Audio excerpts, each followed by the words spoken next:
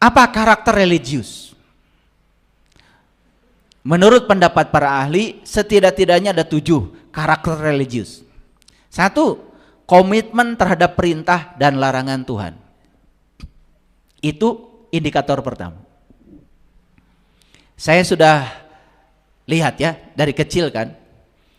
Bahkan kita ini dari kecil. Bayangkan coba, anak yang tidak tahu apa-apa. Dari kecil, saking religiusnya oleh orang tuanya. Disuruh ngaku beriman, disuruh ngaku agamanya apa. Bahkan didandani sesuai dengan agama orang tuanya. Orang tua hampir tidak pernah bertanya, anak ini mau milih agama apa. Hampir tidak ada pilihan. Maka dari kecil, anak ini sudah tidak punya kebebasan. Dari kecil, dia sudah terkungkung di situ. Apapun yang dilakukan orang tuanya, karena berulang-ulang setiap hari, dianggap sebagai kebenaran. Dan itu membangun paradigma. Dan itu luar biasa. Jadi yang pertama, karakter religius itu komitmen terhadap perintah dan larangan Tuhan. Pertanyaan saya, pernah gak Bapak Ibu bertanya, apa sih yang diperintahkan Allah? Dan apa yang dilarang Allah? Pernah bertanya enggak? Ingin tahu. Ingin tahu.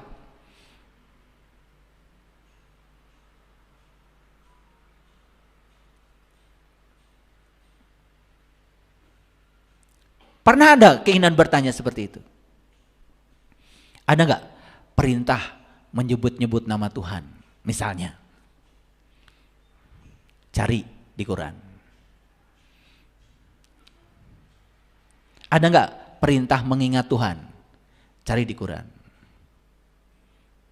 Apakah menyebut-nyebut namanya sama dengan mengingatnya? Pernah berpikir?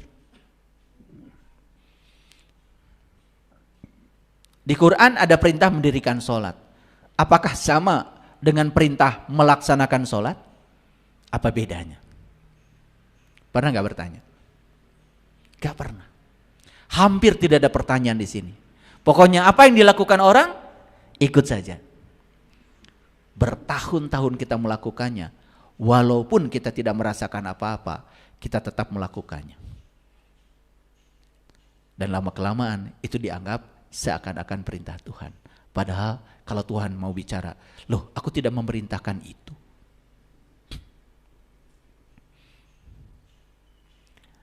Periksa lagi semuanya. Saya tidak mau menyebut satu silahkan periksa lagi semuanya. Pertanyakan semuanya.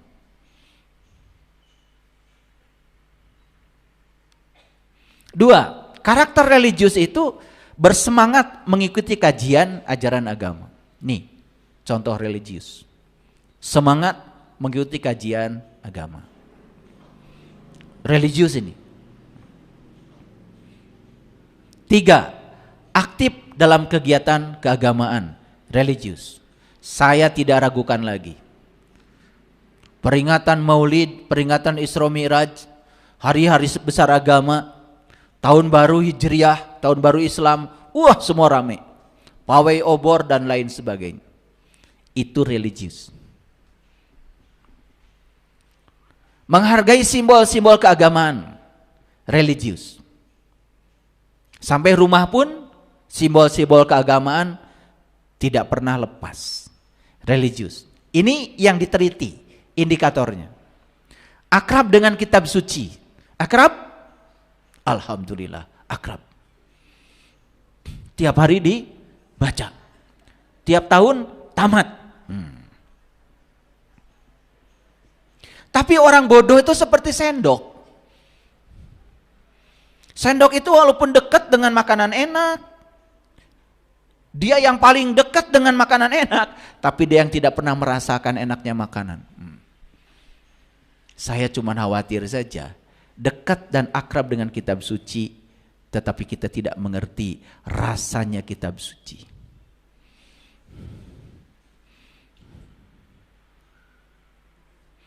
Enam, mempergunakan pendekatan agama dalam menentukan pilihan.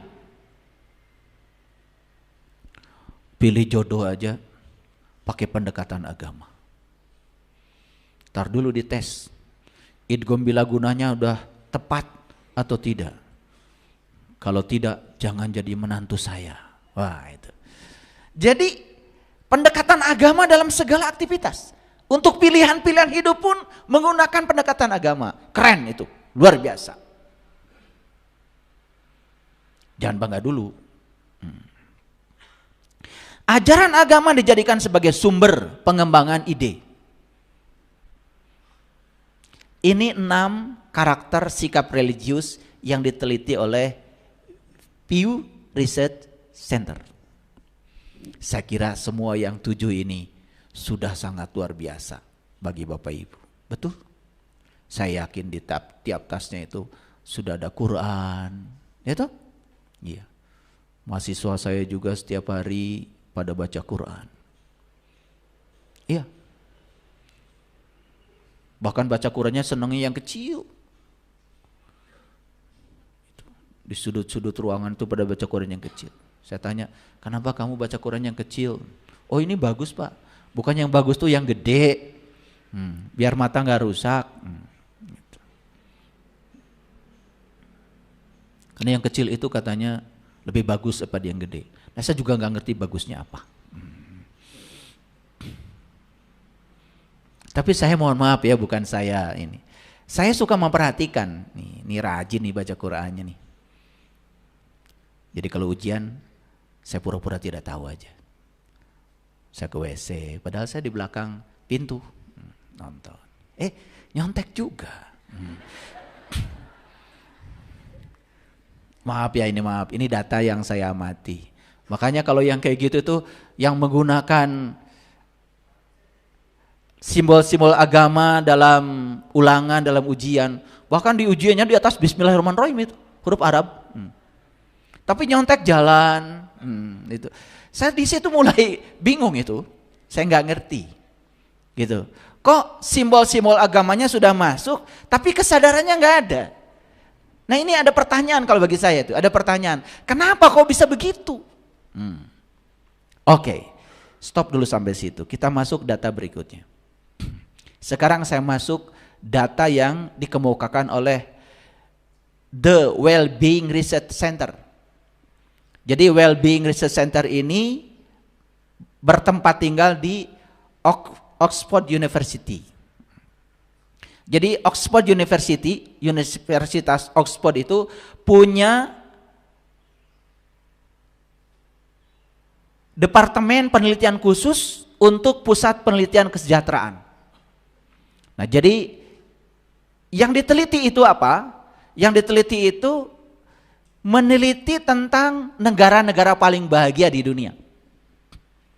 Nah ini penelitian dilakukan tahun 2024, jadi masih baru. Oke. Apa yang diteliti? Yang diteliti itu ada dukungan sosial, harapan hidup sehat, kebebasan, kemurahan hati atau kedermawanan, dan kebebasan dari korupsi. Karena 5 ini sangat mendukung untuk menyatakan negara ini bahagia atau tidak. Yang diteliti lebih dari 143 negara. Indonesia alhamdulillah di urutan ke-80. Bagus.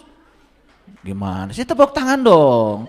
Dari 143, 80 bagus.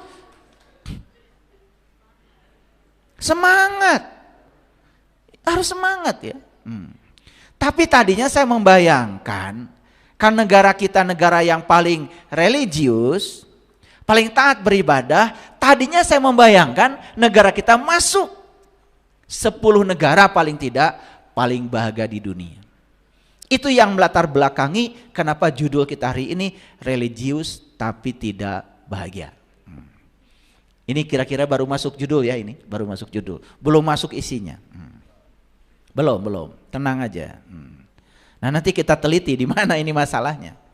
Nah oleh karena itu izinkan saya menyampaikan 10 negara paling bahagia di dunia tahun 2024. Jadi yang diteliti itu tadi dukungan sosial. Jadi dukungan sosial itu maksudnya apa? Ya, tempat-tempat yang membuat mereka bahagia itu disediakan. Ada. Harapan hidup sehatnya lebih besar. Rumah sakit gratis, kira-kira begitu. Ya. Orang tidak takut sakit, tidak khawatir. Ya, sumber-sumber segala penyakit sudah ditiadakan. Karena ternyata menurut riset yang terbaru, sumber penyakit fisik itu pertama adalah jiwa yang kotor. Yang kedua adalah pikiran yang semraut. Yang ketiga adalah hubungan sosial yang tidak bagus. Itu saja sudah 90% menentukan seseorang sakit secara fisik. Oleh karena itu orang-orang yang sakit itu harus diperiksa jiwanya seperti apa, mentalnya seperti apa, hubungan sosialnya seperti apa. Itu sumber penyakit. Dan rumah sakit tidak pernah ngurusi itu. Kalau kalian datang ke rumah sakit tidak pernah dicek ini jiwanya kotor apa bersih. Belum ada alat untuk mendeteksi jiwa. Tetapi sakit itu sudah indikasi bahwa jiwanya kurang bagus.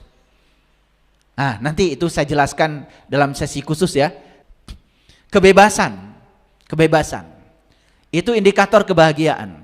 Kemurahan hati, kedermawanan itu indikator kebahagiaan. Dan kebebasan dari korupsi. Nanti juga saya akan tampilkan negara yang paling bersih dari korupsi. Nah, semoga ya,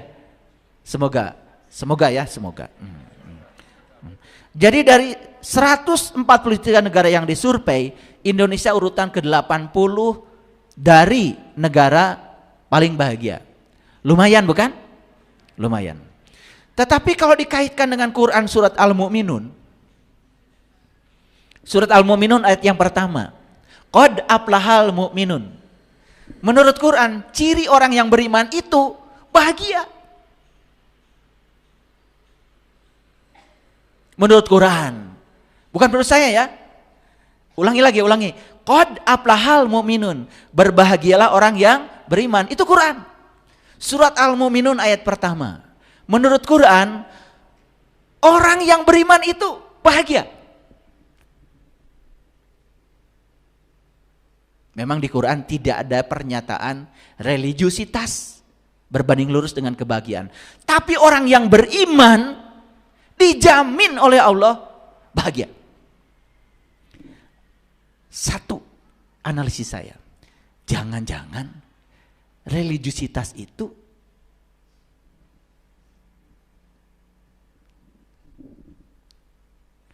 imannya yang bermasalah. Kan harusnya orang beriman itu bahagia. Nah ini religius tapi tidak bahagia. Jangan-jangan imannya ini yang bermasalah dalam religius tadi. Cuman gebiar-gebiar aja luarnya, tapi dalamnya nggak ada, keropos. Jangan-jangan itu dugaan saya karena saya peneliti juga. Cuman kalau saya lebih banyak meneliti di bidang fisika material elektronik, jadi saya tidak meneliti bidang sosial. Makanya saya pinjam data-data dari teman-teman yang meneliti. Jadi datanya hari ini banyak. Oke, lanjut ya. Lanjut dulu. Finlandia urutan pertama. Negara paling bahagia. Denmark urutan kedua.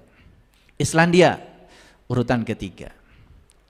Swedia urutan keempat. Israel urutan kelima. Belanda nomor 6. Norwegia nomor 7. Nah, Norwegia dengan Islandia ini sebetulnya masih satu rumpun sebetulnya. Saya pernah ke sana. Saya pernah ke Islandia, ke Norwegia, pernah ke sana. Jadi saya memperhatikan beberapa hari di Islandia itu apa ya? Saya ingin tahu orang bahagia itu seperti apa. Di sana itu suara-suara aja, suara-suara gitu, keributan, suara speaker apa-apa di sana tuh hampir tidak ada. Pokoknya hening aja kalau ke Islandia. Ada yang pernah ke Islandia? Oh, saya doakan ya. Pokoknya saya pasti ke sana bilang begitu. Ya, jangan uang dari mana? Jangan. Itu sudah calon orang miskin itu ya. Nggak boleh lagi ya. Jadi saya doakan kalian semua bisa berkunjung ke negara-negara paling bahagia. Ya. Bilang saya pasti ke sana gitu. Ya, jangan lihat saldomu. Lihat saldo Allah. Saldo Allah itu tanpa batas. Makanya banyak yang datang sama saya. Ya, kok saya katanya membangun gak berhenti-berhenti. Apalagi untuk fasilitas umum, untuk orang banyak. Gak berhenti saya membangun dari dulu. Ditanya, Bapak tuh gimana ya saldonya? Oh, jangan lihat saldo saya. Saya tidak pernah lihat. Saya aja gak pernah lihat saldo saya. Saya lihat saldo Allah tanpa batas. Nanti saya kasih ilmunya ya. Saya kasih ilmunya. Makanya baca dulu Hidup Menakjubkan, buku saya. Hidup Menakjubkan. Baca dulu itu, baca dulu. Nanti ada caranya, ada workshopnya. Kalau sudah baca buku itu nanti ada workshopnya. Iklan dulu ada yang lewat. Biasa di TV aja suka ada yang lewat kan? Nomor 8 Luxembourg. Nomor 9 Swiss. Nomor 10 Australia.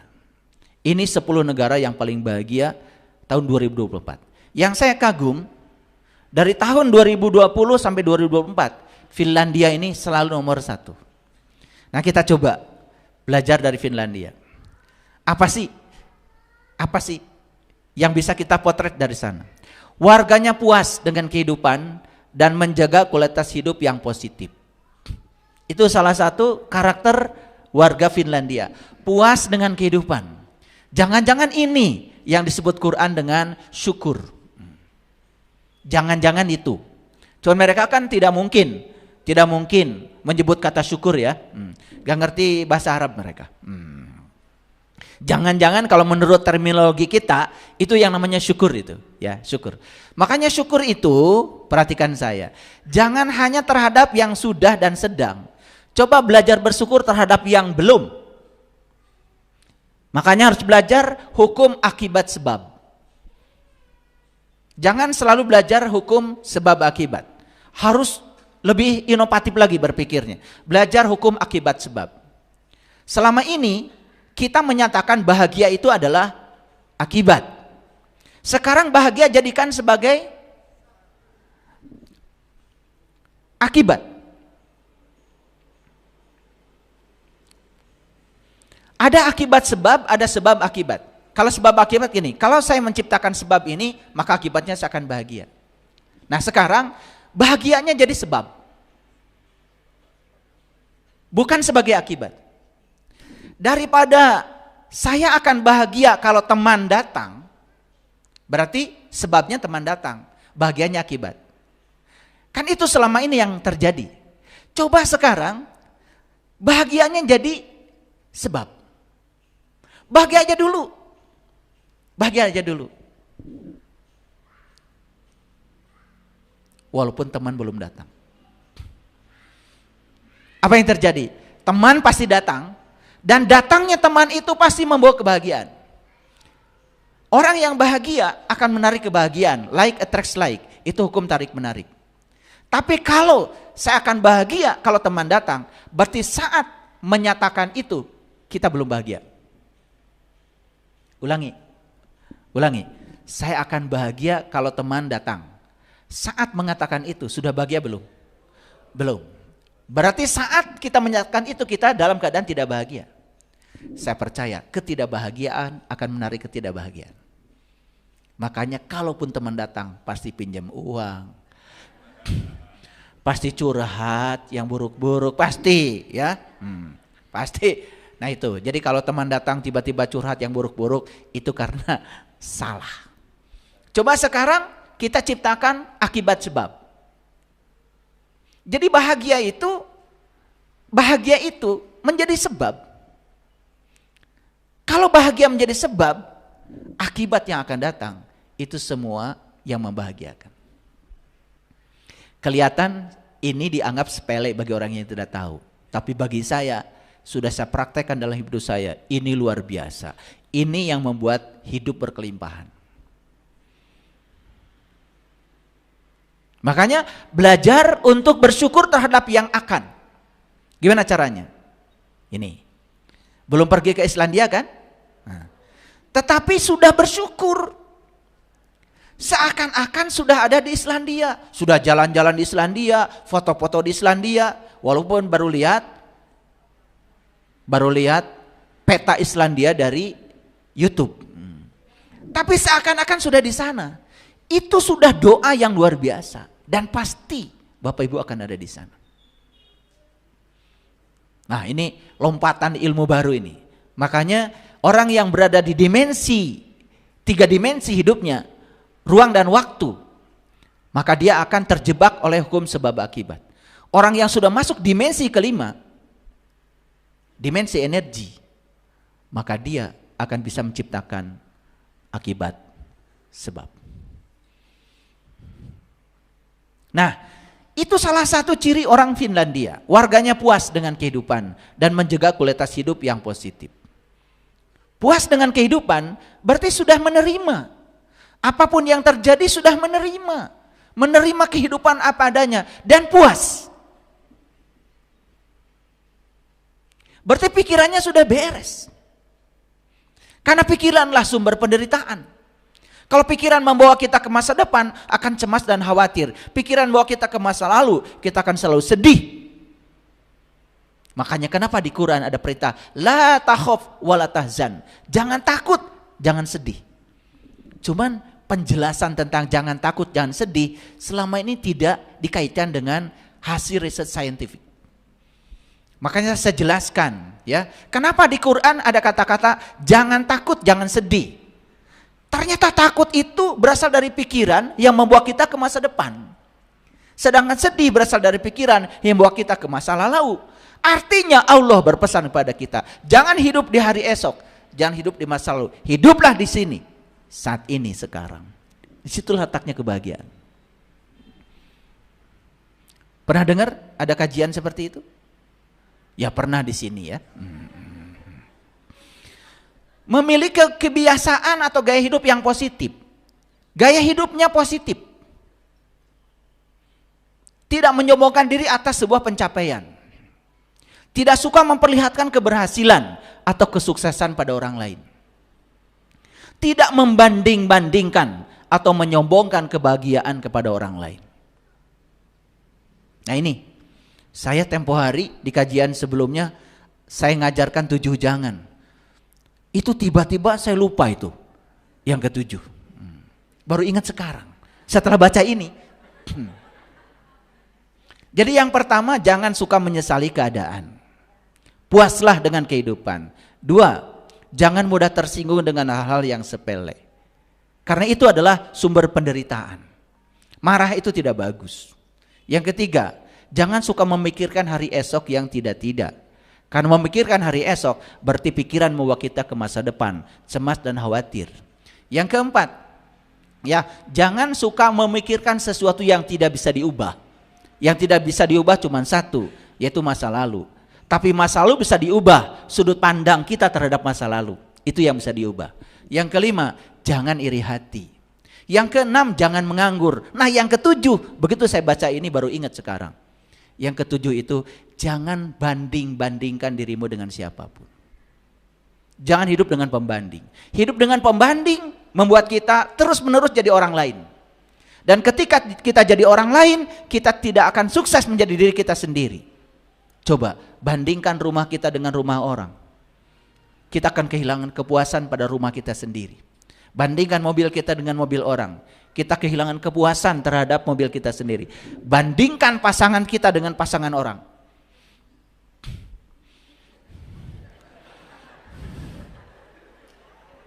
Bahaya sekali.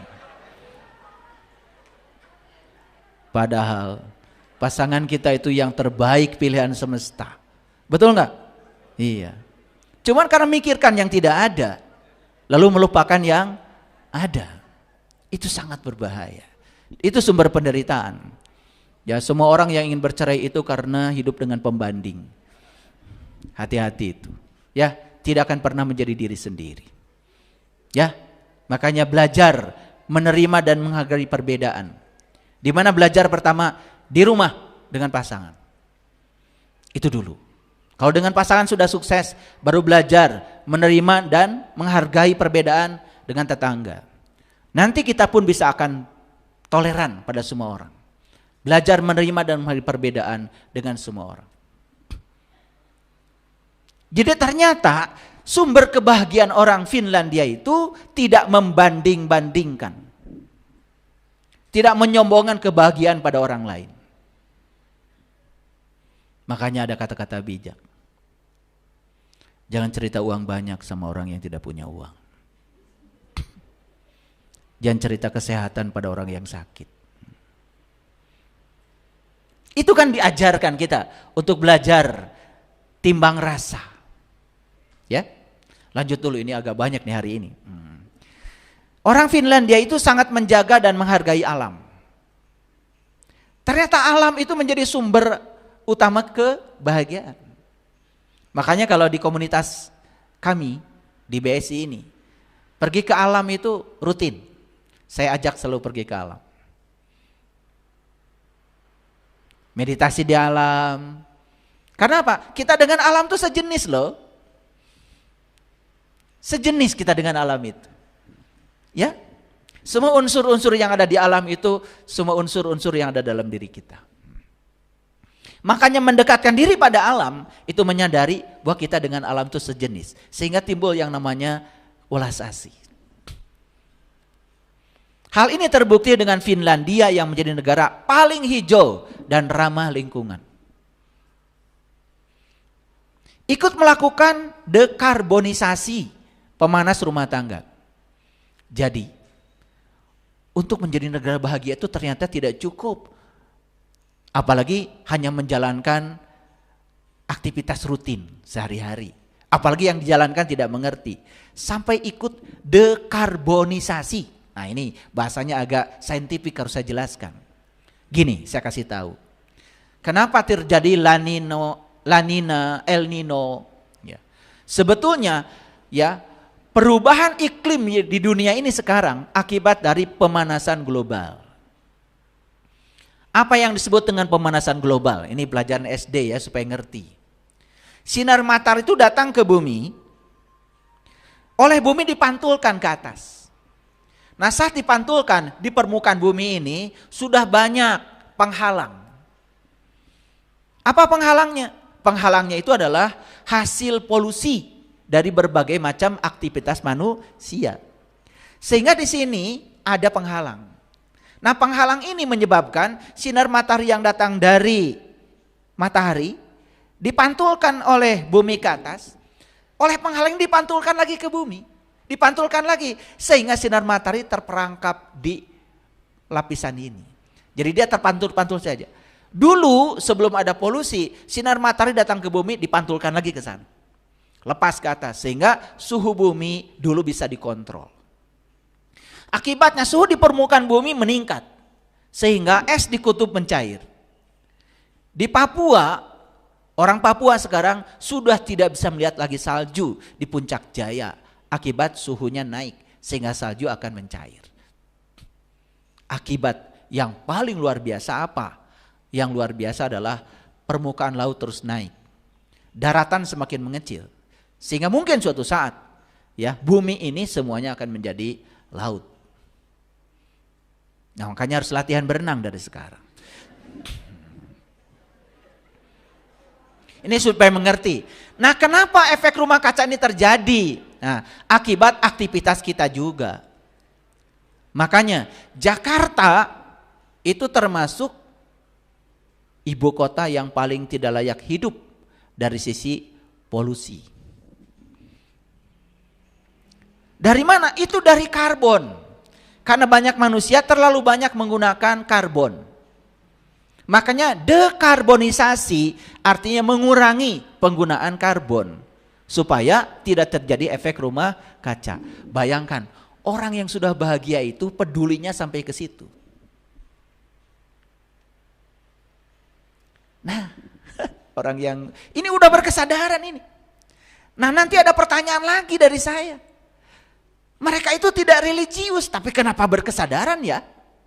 Nah ini. Nah yang religius malah gak berkesadaran. Nah itu timbul lagi pertanyaan. Hari ini pokoknya banyak pertanyaan ya, biar mikir. Anggap ini kuliah S4 ya. S4. S4 itu ya senang senyum, susah senyum. Itu S4.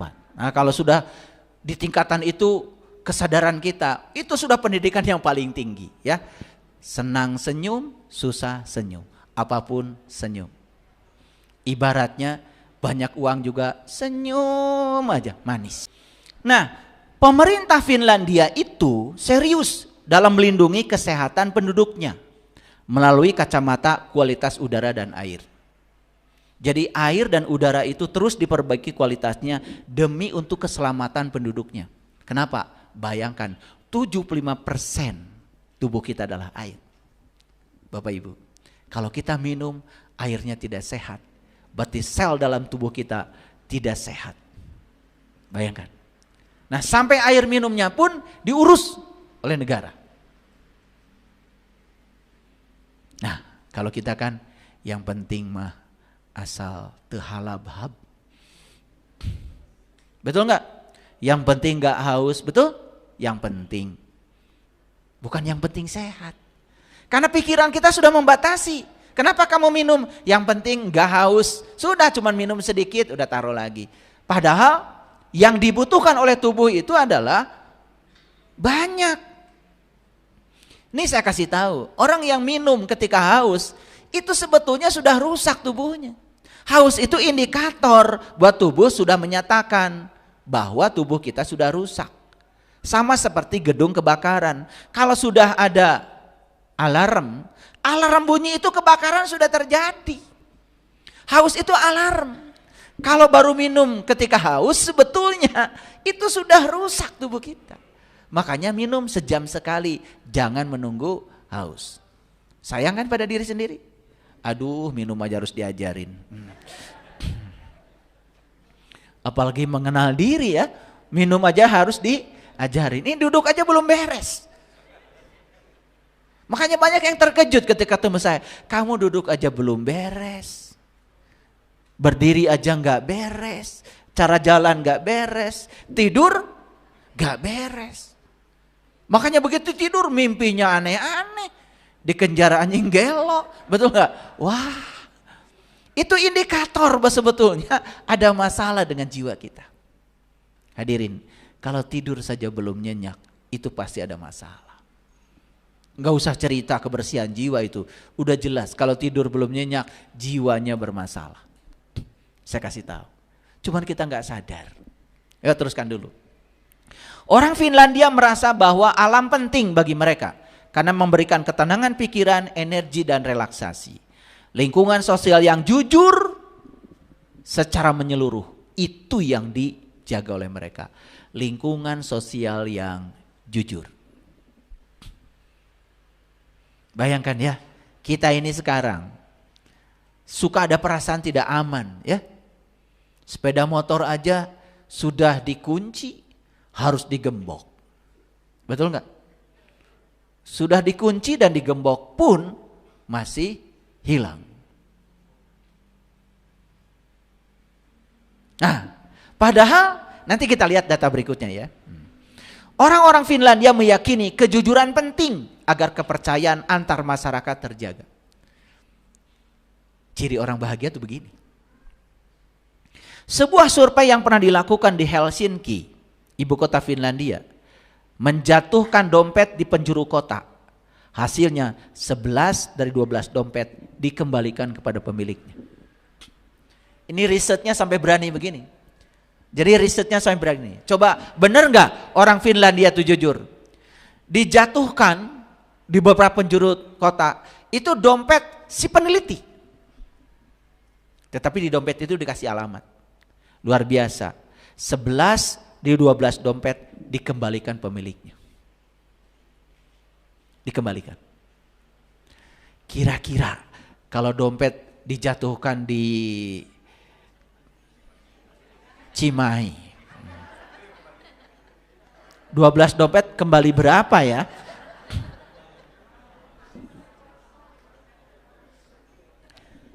Jadi orang bahagia itu ternyata sudah tidak ada keinginan mengambil hak yang bukan orang lain. Jadi orang yang masih ingin mengambil hak punya orang lain, apalagi korupsi, aduh itu jelas itu. Koruptor itu tidak bahagia. Gak bahagia. Ya. Saya kasih tahu aja. Nah, jadi sekarang saya ingin masuk, kalau tadi 10 negara paling bahagia. Tadi kan kita udah punya 10 negara paling religius, 10 negara paling rajin beribadah, masuk 10 negara paling bahagia. Nah sekarang masuk negara yang paling kecil korupsinya. Ini daftar negara paling korup di dunia. Tahun 2023. Yang meneliti apa? Gak tanggung-tanggung ya. Transparansi Internasional nama lembaganya. Jadi Transparansi Internasional merilis hasil indeks persepsi korupsi, namanya IPK.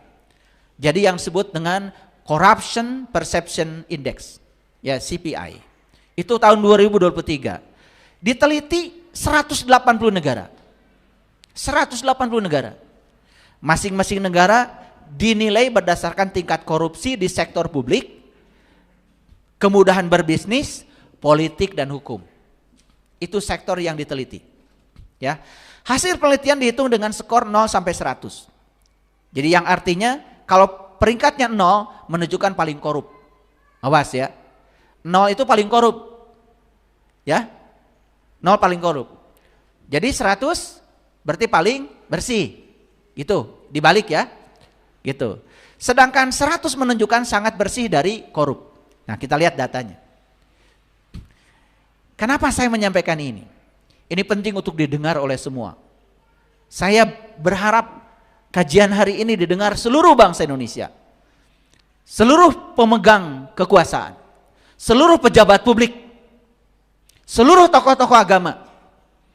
Ini bukan sedang melucuti aib bangsa sendiri, tapi ini sedang introspeksi diri.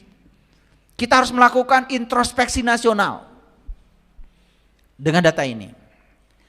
Nah, Somalia skornya 11. Berarti mendekati 0 dong. Itu berarti korupsinya tinggi atau rendah? Tinggi. Nah, jadi kalau yang mendekati 100 berarti rendah. Gitu cara membacanya. Ini harus dijelaskan supaya tidak salah kaprah. Venezuela, Syria, Sudan, Yaman, Korea Utara, Nicaragua, Haiti, Guinea, ya, Libya, Tajikistan, Sudan, Myanmar, ya, Kongo, Komoro, Chad. Nah, Chad itu tadi masuk ya di negara paling rajin beribadah ya. Tapi korupsinya tinggi nih, ya. Burundi, Afghanistan, ya. Eritrea, Guinea, Kongo, Kamboja, Irak, Honduras. Maaf hadirin, maaf.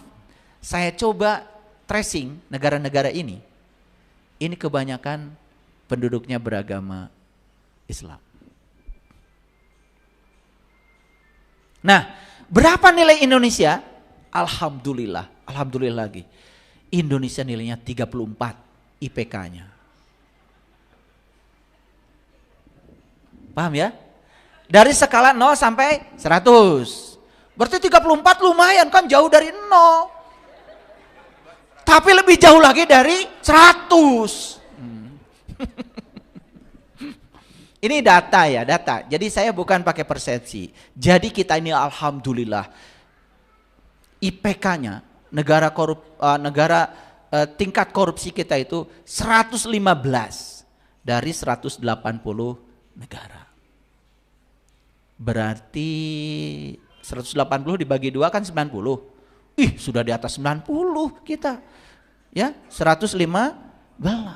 Nah, yang saya nggak ngerti itu paling religius, paling taat beribadah, tapi kok korupsinya tinggi. Nah, ini ada masalah. Silakan direnungi. Kenapa? Kenapa? Padahal Indikator religius itu tadi, semua sektor kehidupan itu sudah pakai agama. Upacara bendera aja di kita pasti ada acara doanya. Betul nggak? Iya. Mohon maaf ya, mohon maaf. Saya menyaksikan di banyak sektor kehidupan.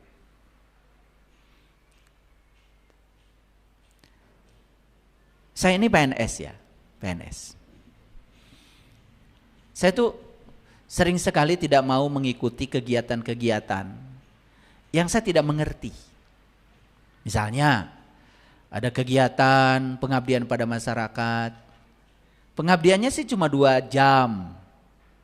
Pikniknya 4 hari. Nah itu pasti saya nggak ikut itu. Saya bingung itu. Padahal judulnya pengabdian kepada masyarakat. Gitu. Ya ada sih terjadi 2 jam. Tetapi sehari ke kebun duren, sehari diving. Dan saya tidak mengerti, yang begitu tidak mengerti. Dan lucunya, duhur itu sholat. Asar juga sholat. Oh, lagi ada kegiatan skor dulu. Saya nggak ngerti, yang kayak gitu tuh nggak ngerti. Saya kehabisan pikir, kehabisan kata-kata. Harus berkata apa lagi? Gitu. Dan saya yakin perginya pasti pakai Bismillahirrahmanirrahim. Kalian ketawa, kalian juga mau kerja pakai Bismillahirrahmanirrahim, betul nggak? Di kantor marah-marah, ya toh? Ya pokoknya kalau ada yang orang nggak tahu selipin aja. Kan Bismillahirrahmanirrahim. Ini masalahnya, kenapa kok Bismillahirrahmanirrahim itu tidak masuk menjadi kesadaran? Makanya saya terus terang ya, kenapa saya keluar mau bicara ini? Aduh, karena saya melihat, mohon maaf ya, tempat yang disebut suci oleh masyarakat pun, di mana masyarakat menitipkan di lembaga-lembaga itu, bahkan di situ malah terjadi pelecehan. Bahkan masyarakat tidak percaya lagi. Padahal di situ, waduh itu religiusitas di situ sudah pasti itu. Betul nggak? Iya. Wah semua juga hiasannya juga Arab semua. Nah Indonesia alhamdulillah nomor 115 dari 180 negara. IPK-nya itu 34. Nah, ini kita bicara data banyak. Ya. Nah sekarang kita bicara negara paling aman di dunia. Negara paling aman di dunia. Jadi ini ya negara paling aman di dunia yang diriset oleh Global Peace Index. Ini tahun 2024, datanya 2024. Nah supaya tidak banyak penjelasannya karena indikatornya banyak, ini negara paling aman. Ya, negara paling aman di dunia. 1 Islandia. Nah, Islandia masuk tadi negara paling bahagia ya. Dan ternyata masuk negara paling aman. Irlandia, Austria, Selandia Baru, Singapura nomor 5, Swiss nomor 6, Portugal nomor 7, Denmark nomor 8, Slovenia nomor 9, nomor 10 Malaysia. Malaysia luar biasa ya, negara paling aman nomor ke-10. Dan kita Indonesia peringkat ke-48 dari 163 negara. Jadi negara kita masih lumayan aman. Aman. Ini sudah dibantu sama Bali ini. Average-nya. Ya, karena kunjungan ke Bali tidak berhenti-berhenti. Ini rata-ratanya. Kalau tidak dibantu sama Bali mungkin turun ya peringkatnya. Ini sudah dibantu sama Bali, alhamdulillah. Berarti kita masuk negara aman kan? 48. Bersyukur ya, alhamdulillah. Jadi kita dongkrak lagi. Semoga kita menjadi negara paling aman di dunia, nomor 1. Kita kalahkan Islandia. Kita kalahkan. Setuju? Jangan berkata tidak bisa. Jangan berkata itu tidak mungkin. Yang penting kita mau berubah. Dan kalau semua manusia ini mau berubah, dari dirinya sendiri, saya yakin bangsa kita akan menjadi bangsa besar. Saya yakin. Dan kita hari ini sedang butuh pemimpin yang sudah selesai dengan dirinya sendiri.